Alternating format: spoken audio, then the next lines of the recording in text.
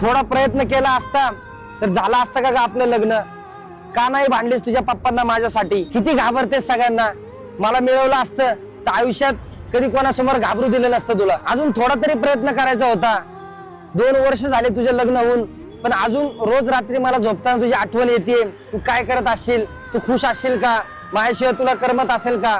तो तुला टच करत असेल? म्हणजे कंटिन्यू माझ्या डोक्यामध्ये हे प्रश्न चालू आहेत. सगळे म्हणतात ते तुझं प्रेमच नव्हतं माझ्यावर. घरच्यांचं कारण देऊन तिने पैशावाल्या मुलासोबत लग्न केलंय. पण माझ्या राणीला मी चांगलं ओळखतो. खूप प्रेम करायची ती माझ्यावर. हाताने घास भरवलाय तिने मला. तिच्या डोळ्यात माझ्याबद्दलचं प्रेम मी बघितलेलं आहे. तू तुझ्या पप्पांच्या इज्जतीला घाबरून पळून नाही आली. पण तुझ्या पप्पांनी ज्या लोकांचा विचार केला, हे काय म्हणतील ते काय म्हणतील, आज ती लोक तुझा किंवा तुझ्या पप्पांचा विचार करत आहेत का? मी नाही जगू शकत राव तुझ्याशिवाय. पप्पांच्या घरातून तर तू नाही आली, पण नवऱ्याच्या घरी जर तू आत्ता पण सुखी नसशील तर आहे तशी आहे, मी तुला आहे तसा स्वीकार करेल मुला बाळांसोबत सुद्धा. पण आता पण तू जर लोकांचा विचार करते तर आपण दोघंही जिवंतपणे मेलो असं समज.